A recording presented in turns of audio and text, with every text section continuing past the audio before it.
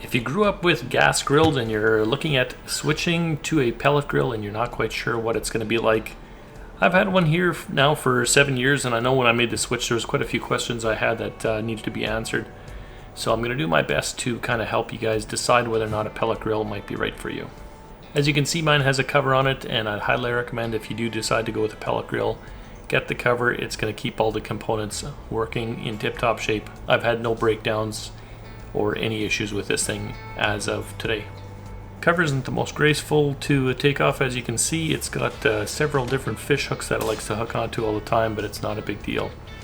The Pit Boss comes with 2 nice metal wheels. Wheeling this thing around the deck is a piece of cake. If you do need to take it off the deck, or if you need to move it up or down a flight of stairs, it's going to be a bear. This thing is heavy, so just be forewarned. The hopper on the side is full of pellets, and if you fill that right to the top, it's about enough for about 3 maybe 4 barbecues. This is right after a cleaning. This is what the pot looks like after it's been totally cleaned out. And you can see after 7 years, it's not pretty, but I mean, there's no additional holes other than what it came with. Right at the bottom, you can see the igniter and the auger hole on the side. To light this thing up, all you have to do is turn it to smoke, and what that'll do is that probe that I showed you there earlier at the bottom of the can heats up red hot, and that'll get the pellets to smoking, and with the air there it doesn't take much and it'll light itself up. It's a pretty slow process watching the auger and that do its thing, but it's kind of surprising. There's not much difference between a gas grill and a pellet grill as far as heat up time goes. At least I have found it to be very comparable.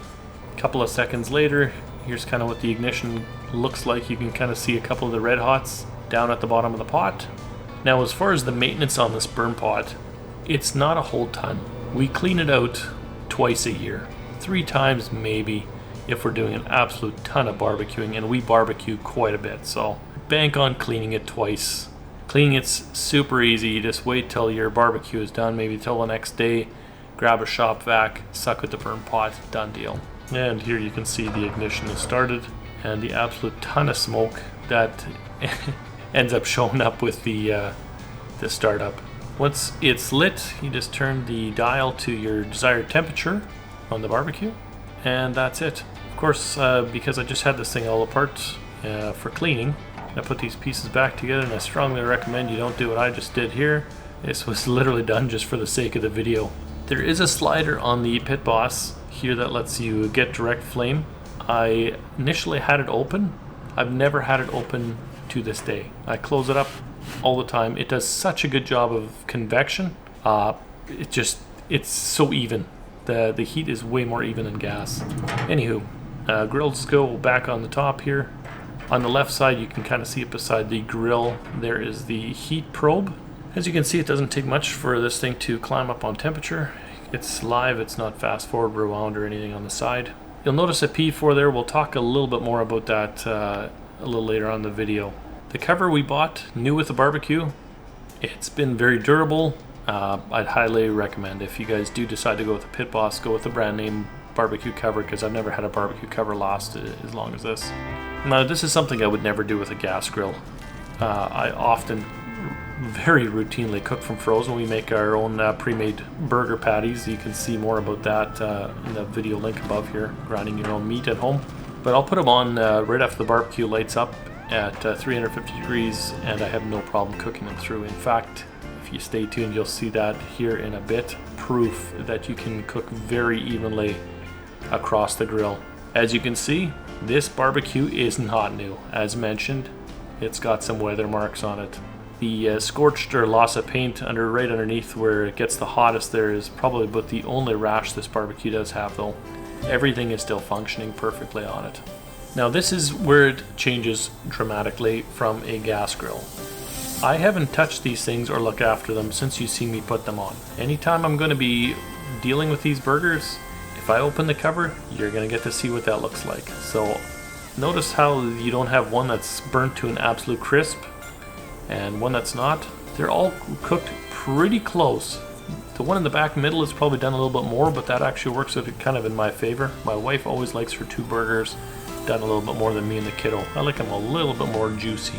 As far as when and where to apply barbecue sauce or what barbecue sauce brand names, any of that, None of that changes. Whatever you used before is just the same, just fine. In fact, if anything, I'd say you can go a little saucier on the Pit Boss because it does have the drip tray that'll catch out and it'll go to the pail on the side. Here you can kind of see that drip tray is mentioned. It's that lip closest towards the bottom. I've left all the times in here so you guys can see exactly how long it takes to cook. But the biggest difference here is you don't have to be in and out of the cover a million times like you do on a gas grill. You throw your meat on or your food on, whatever you're trying to cook, chuck it on there, close the lid, and walk away. I'll frequently go do yard work. I'll just set a timer on my phone or my watch at 15 minutes for a frozen burger, and that's when I come back to do the first flip. Till then, I don't touch it. That's probably the biggest difference. It cooks much more like an oven in that sense. Another 10 minutes on the other side and you can kind of see that they're very close to done at this point in time. If you like your burgers medium, and these probably are medium already at this point. And because I did make the meat, or do the meat ourselves, we would be safe to take these things off at medium rare even if I wanted to. Although I don't know if I'd be brave enough to try that with store-bought ground meat, or if it's advised even. I'm the only one in the family that likes the buns toasted, so my buns are going on for a couple minutes here to get them toasted up. Here's the other thing I really like about this grill, is the grill is just a little bit higher than the front of the barbecue, so you can slide stuff off with your fingers, which I shouldn't do that. I'm notoriously bad for sticking my fingers in the barbecue. Haven't gotten burned enough yet, I guess. Alright, here's a look at what the finished burgers look like, and as you can see, none of them have been swapped front to back, side to side. I just flipped them in the place that they were. And they have turned out very well, like they always do. They're just always consistent. A little bit of the money shot. Hungry right now just looking at them. Once you're done barbecuing with a pellet grill, you crank this thing up to high. And I let it run for between 10 and 15 minutes. And that'll just burn off some of the excess. And it keeps the burn pot in the bottom a little bit cleaner, a little bit longer.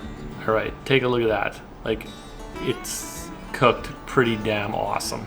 After 10 or 15 minutes has gone by and the grill is pretty cleaned off, you turn it off and just open up the grill and just let it smoke off for a bit.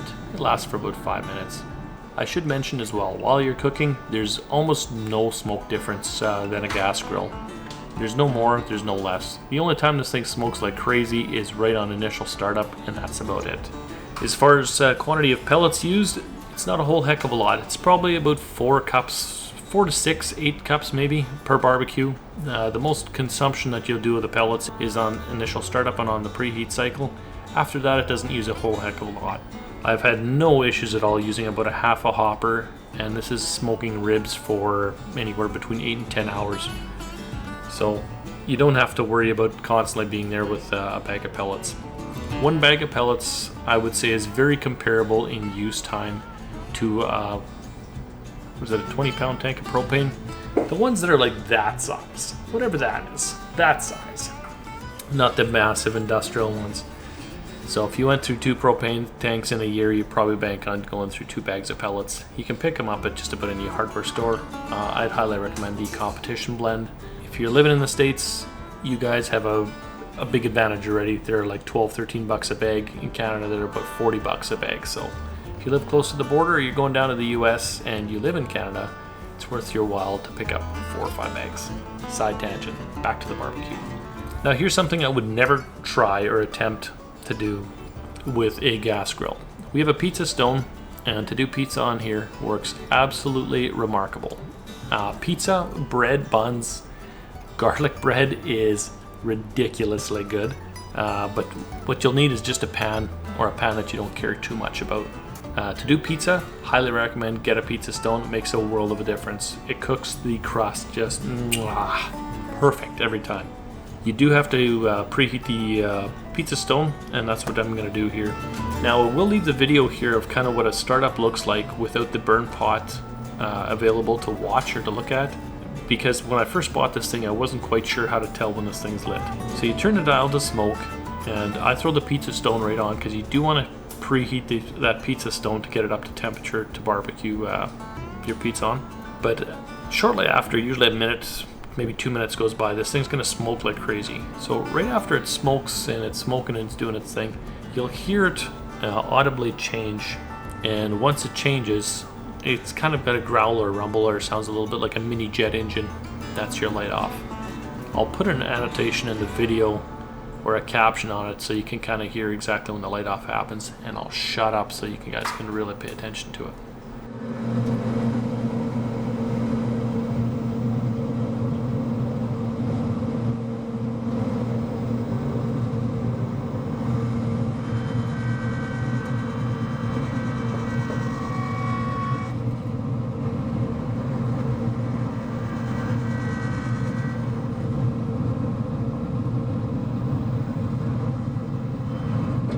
Alright, so now that you've heard what the light off sounds like, it's something you won't have to sweat about. As soon as it's lit off, again, set your dial. Pizzas, I like to do them at 400 degrees, and then you just close the lid. And I give this about 20 minutes from light off to make sure that stone is good and hot.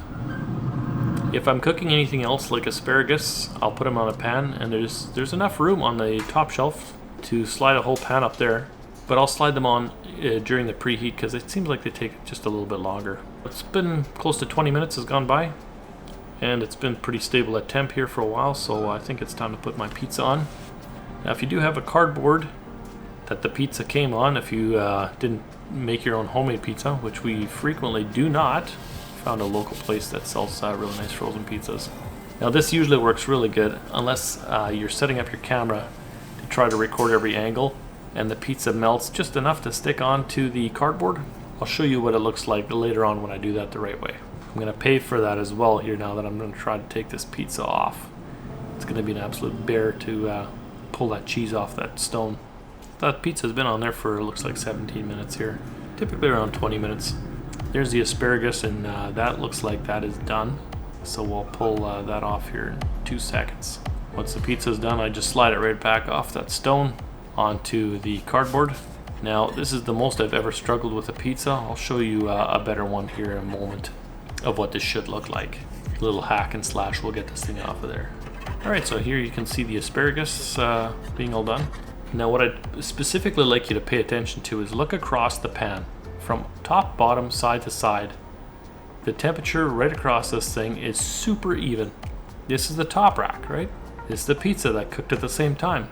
That's all super even, including some crunchy cheese from somebody who tried to Rambo the cheese on a little bit too quickly. Alright, so here's what it looks like when you don't slide the cheese all over the place.